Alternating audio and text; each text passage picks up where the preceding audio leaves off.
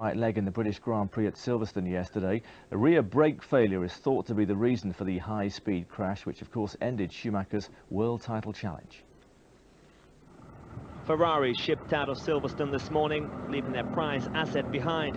It was time for the Constructors' Championship leaders to move on. It just won't be as fast without Michael Schumacher leading the way. The two-time champion crashed at a speed approaching 130 miles per hour. His rear brakes failed as he pulled ahead of teammate Eddie Irvine on the approach to Stowe Corner. The German broke 2 bones in his right leg and will miss both the Austrian and German Grand Prix. One of the first men on the scene was British Grand Prix Chief Medical Officer Dr. David Cranston. He was brought to this resuscitation bay. We have 4 of them here, as you see, which are fully equipped with the latest technology monitoring equipment, which you'd expect to find in any advanced trauma unit in a district general hospital in Great Britain. Silverstone has one of the best medical centres in Formula 1. More than 40 doctors are on duty during the race, 17 trackside, all of which help Schumacher keep his cool. Very composed. He's very calm, obviously in some degree of pain. I have to say I was very impressed with him, as I think I would, in fact, I know him with most of the Formula 1 drivers. All day, well-wishers gathered at Northampton General Hospital, some with gifts, others just hoping to catch a glimpse of their hero. Probably he had a brake problem, but we have to investigate, and of course as soon as we will have further information we will be able to let you know. The ineffectiveness of the gravel trap in slowing down the Ferrari will also be looked into. Michael Schumacher will be out of action for at least 6 weeks, missing the Austrian and German Grand Prix. But bookmakers have already taken bets from the Tifosi, who believe their man will be back in the lead come the end of the summer. Nick Walton, Sky News. A far more sedate pace for David Coulthard this morning, and why not? He was celebrating his British Grand Prix win until the early hours, and so it was no surprise that his immaculate drive at Silverstone wasn't quite reproduced on the golf course. It was a day out in aid of charity for the F1 elite, of course, with one notable absentee, Michael Schumacher. I had a report from the hospital this morning. He's had a good night, he's had his breakfast, and he's starting to bitch about going home, so situation normal. And that's just it. Crashes are normal. The only thing out of the ordinary is that this time it was the double world champion. You know, Michael actually is one of the hardest working drivers when it comes to safety, so it's you know, makes it doubly bad that he's had that accident. But you know, we want to be racing against the best drivers in the world. Clearly he is one of the best, and you know, we want him back in the circuit as soon as possible. Those who have been in the sport for a while will know that not so many years ago, 1 in 10 crashes resulted in death or serious injury. Now, it's 1 in 300. Tremendous. It's absolutely wonderful. It's a great declaration for the progress that's been made.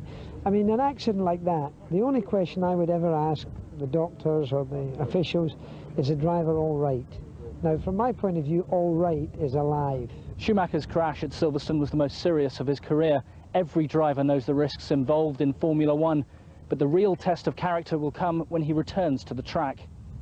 Ricardo Zonta broke his leg after an accident in the Brazilian Grand Prix earlier this year. There's little doubt Schumacher will be back as well, but will he be the same driver? You know, he has babes and wife, and if he now think about the family, I think, and you know, can be difficult for him. Zonta, Coulthard and the rest head for Austria next. Schumacher should be back for Monza in September. Ollie Foster, Sky News, Buckinghamshire. Well, our guest tonight is Bob Mackenzie, the motor racing correspondent from the Express. Good evening to you, Bob. Good evening, Chris. It's been a hell of a weekend, hasn't it? Fair to say, first of all, I mean, a lot of people have been criticising safety and the effect of the gravel. Well, we saw that horrible crash there. We all think back to the horrors of the Ayrton Senna crash. I mean, take away the tyres, then Schumacher would be not around tonight, would he? No, that's quite true. When it happened yesterday, it brought back, for me, that certainly the memories. It looked very reminiscent of the Ayrton Senna crash. Straight off, straight line, no attempt to turn the wheel.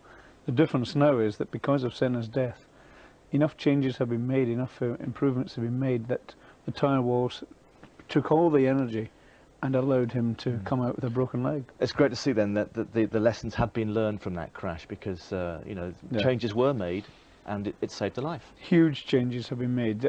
You know, if you can say that someone died and left a legacy of life behind, then Ayrton Senna certainly did, because Professor Sid Watkins has been striving to make cars better, circuits better, tyre walls better, just to allow drivers to have an even chance at when you crash at 200 miles an hour.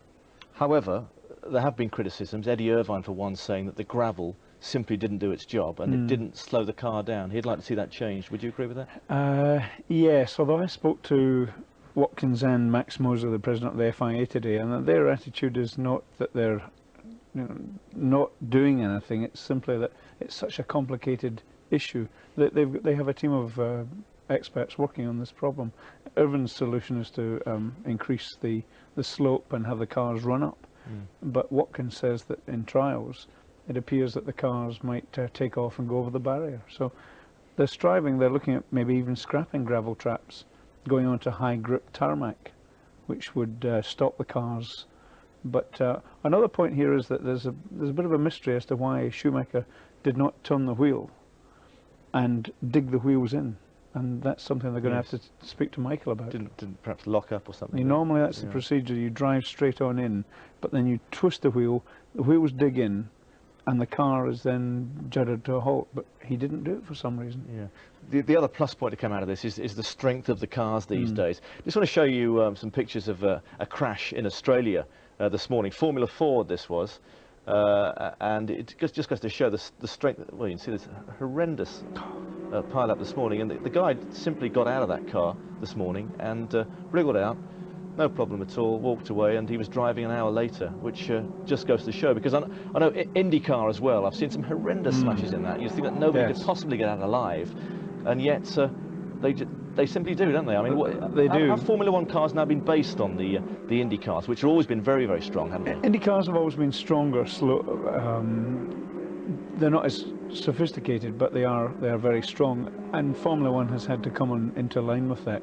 Again, it's sometimes safer for a driver if the car flips, because the roll bar will keep the head off, the straps will keep them tight in, and you inevitably see people just undoing the strap, getting out and walking back to the pits for another car. Now, when you get crashes of this nature, it does obviously put some drivers in the mood where they think, do I really want to go on? Now, Damon Hill has been thinking about his future. How do you read the Damon Hill situation? I mean, a crash like that, would that maybe sway him to say, let's pack it up now? It's interesting. He went to see Michael Schumacher in hospital today. Now, here's a man who's been swaying backwards and forwards for the last 3 weeks about whether or not he should leave because he wants to spend more time with his family. I think if I went in and were Damon, you saw Michael sitting there with his leg in plaster and the best driver in the world, I think that might sway me to quit. But in Damon's case, he had a very good race at Silverstone, and Eddie Jordan feels that he might just continue until the end of the season. Okay, well, talking of Eddie Jordan, he's been speaking about Damon today and his future. Here's what he had to say. Damon, with all the difficult decisions that have to be made and also the media pressure, I thought he behaved so well. He did a great job, and everybody knows what a talented driver that Frenzen is at the moment. He's one of the quickest on the circuit. For Damon to be right there with him all weekend, you know, it shows that Damon absolutely has the speed. We just, if it's possible for him to continue. All those decisions you were talking about, they're all his, are they? Not altogether his, you know, but it's easier if a driver really doesn't want to drive. There's not much you can do about that. Damon will make his decision quite soon. He needs time to reflect over all sorts of different things that were either said or how he feels about motor racing himself, because after all, he is the pro, and he needs to know exactly where he's going. I'm quite confident that we haven't seen the end of Damon in Grand Prix racing. With Jordan, I presume? Oh, absolutely, yeah. No, we have an agreement. I mean, there's no question. He's very happy with the team. I don't think that's ever been the issue. It's just that he hasn't really liked the cars. But there's a lot of good races coming up now that he likes. And I think yesterday, if he does continue, will have been, you know, the perfect kickstart to get it going again. So we wait to hear from Damon Hill. Now, Bob, your paper, The Express, has a story tomorrow on Eddie Irvine. His future, will it be with Ferrari? What do you think? Yes, I think it probably will be. Eddie has been told, he had a very pleasing phone call last night from Ferrari saying, you're the man for us, we're behind you all the way, you'll be the world champion, we'll put everything in there. He sees this as his big opportunity. He'll seize it. Just hearing, in fact, in my ear that Mika Salo is to test for Ferrari. Does that come as a surprise? No, not at all. I think you'll find that Mika Salo is the man who's already been signed up to take Schumacher's place.